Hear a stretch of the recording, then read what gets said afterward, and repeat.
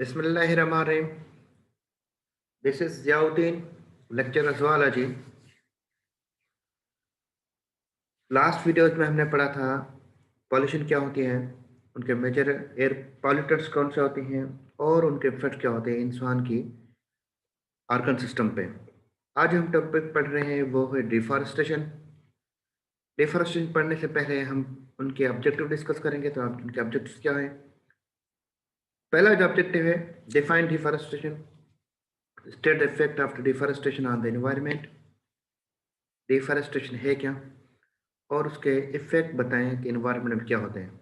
सबसे पहले डेफिनेशन है, we discuss about deforestation. Forest are vital to our earth. जो फॉरेस्ट होते हैं, जंगलात जो होते हैं, वो वाइटल होते हैं, इंपॉर्टेंट होते हैं हमारी ज़मीन के लिए। Trees purify our water, prevent erosion and act as a buffer against climate change. पौधे जो होते हैं वो प्यूरिफाई करते हैं पानी को और इरोजन से ज़मीन को टूटने से बचाते हैं और बफर अगेंस्ट होते हैं, यानी कि क्लाइमेट चेंज करने में होने में भी हमारी क्या कहते हैं मदद करते रहते हैं।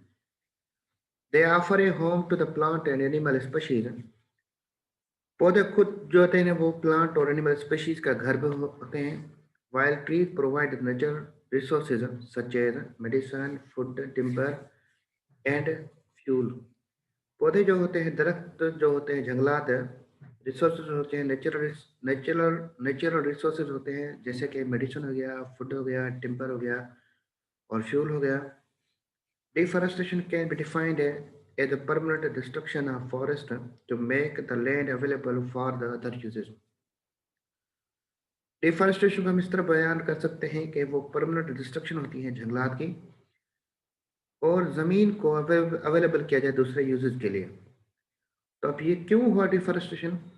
कि अगर हम बहुत सौ साल, हज़ारों साल पहले की बात कर लेते हैं, जब ये कायनात खलकी तो फिर यहाँ पे ज़्यादातर जंगलात हुआ करते थे इस तरह, यानी कि प्लेन जो नहीं, ज़मीन लैंड अवेलेबल नहीं थी।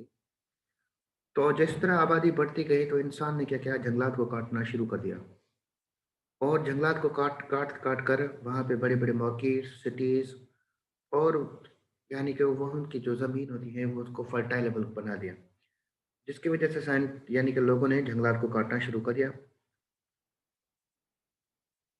उसके बाद जो हो जाते हैं major causes of deforestation include over population, paper mining, logging, agriculture expansion, climate change.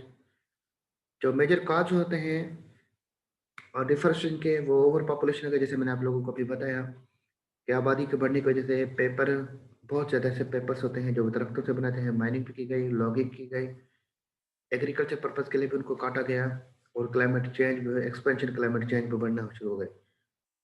Some of effects of deforestation on environment and human life are mentioned below।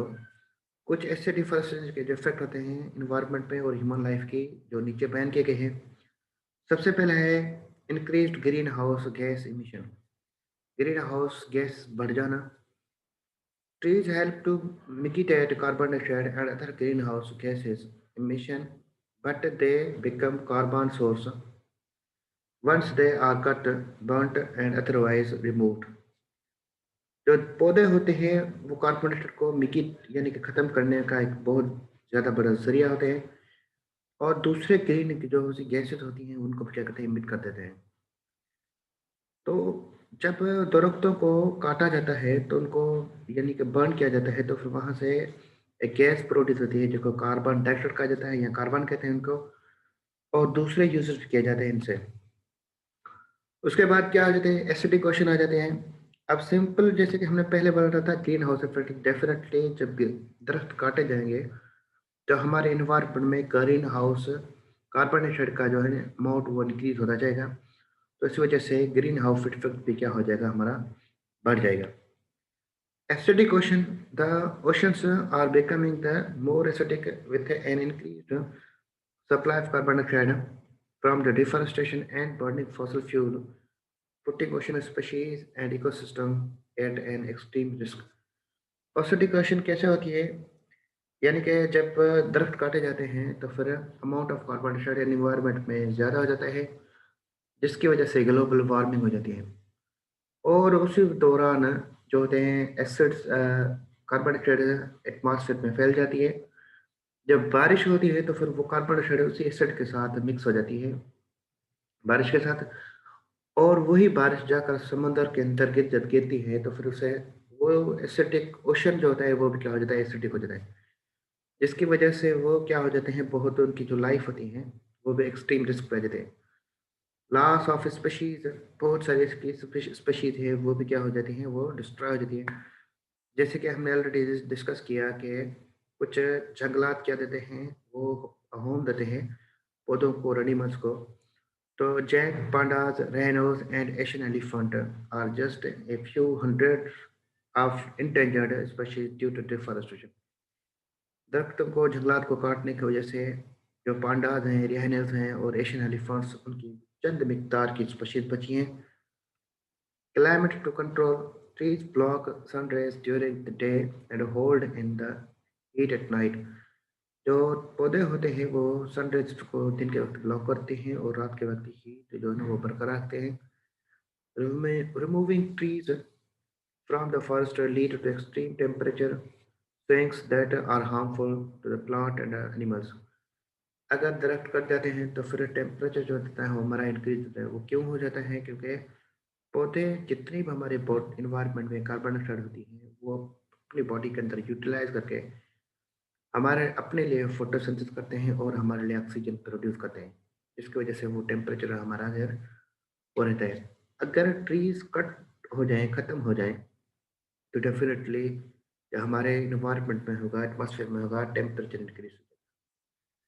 Floating and erosion, already मैंने आपको बताया था कि without trees erosion often occurs and sweeps land into the nearby river.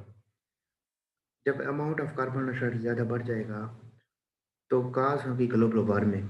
Global warming की वजह से बहुत ज़्यादा फ्लड्स आ जाएंगे, इरोजन आ जाएंगे, और जो अगर हमारी ज़मीन को दरिया कवर कर लेंगे। Erosion also result in the contamination of the water supply which greatly decrease the quality of our drinking water. Erosion होगी तो फिर क्या हो जाएगा, सप्लाई वाटर जो होगा वो कम हो जाएगा, और जो हमारे जो क्वालिटी होगी ड्रिंकिंग वाटर की वो क्या हो जाएगा, डिक्रीज हो जाएगी। लाइफ क्वालिटी भी डिक्रीज हो जाएगी। Millions of the people in the world depends on the forest for hunting, small scale agriculture और मेडिसिन के लिए यूज करते हैं। तो लाइफ क्वालिटी भी क्या होगी, इससे क्या हो जाएगी, कम हो जाएगी। कॉमन मटेरियल जो यूज़ करते हैं, लेटेक्स हो गया, कॉर्क हो गई, फ्रूट हो गए, नेचुरल नट्स हो गए, नेचुरल सॉइल हो गए, रेंसन हो गई, ये सारी चीज़ें भी क्या होती हैं, ट्रॉपिकल फॉरेस्ट से ली जाती हैं। Deforestation disturb the lives millions of the people and lead to the migration. इसकी वजह से बहुत सारे लोग भी क्या होते हैं, यानी कि समझदार हुए और उन लोगों ने माइग्रेशन करना शुरू कर दिया। सेविंग द अर्थ, हम अर्थ को किस तरह यानी कि सेव कर सकते हैं। मैं आपको ये सजेशन दे सकता हूँ कि आप क्या करो, डिफरेंट ग्रुप्स बनाओ और लोगों के बीच में, अपनी गवर्नमेंट में, अपने इन्वायरमेंट के लोगों को क्या दो, अवेयरनेस दो। जैसे कि प्लांट ज़्यादा से ज़्यादा प्लांट को लगाया जाए, फॉरेस्ट को प्रोटेक्ट किया जाए, और उसी से यानी कि स्किन और एनिमल्स को जा सकता है, बचाया जा सकता है। ज़्यादा से ज़्यादा use reusable and recycled material को यूज़ किया जाए। जैसे कि प्लास्टिक की जगह पे पेपर बैग्स यूज़ किए जाएँ। अननेसेसरी यूज़ ऑफ एनर्जी को अवॉइड करना चाहिए। जैसे कि जिस वक्त आप अगर आप जाएँ तो अपने रूम की जो लाइट्स या अपने घर की लाइट्स वो स्विच ऑफ करके जाया करें। यूज़ टेक्नोलॉजी मटेरियल के यूज़ किया जाए जिसके ज़रिए products and process which are environmentally friendly. Use filter as scrubs on the industrial chimney and remove the sulfur dioxide. Less use of fertiliser and pesticides, fertiliser का और pesticide का यानी कि यूज़ कम क्या करें। ये सारे वो प्रिकॉशंस हैं जिसके ज़रिए हम अपनी ज़मीन को क्या कर सकते हैं, प्रोटेक्ट कर सकते हैं। उम्मीद करता हूँ कि आप अपने एनवायरनमेंट में लोगों को इसी तरह गाइड करेंगे और डिफॉरेस्टेशन को रोकेंगे। Thanks, have a nice day. अपना ख्याल कीजिएगा और वीडियो को शेयर कीजिएगा और लाइक कीजिएगा। If you have any question, you may ask in the comments.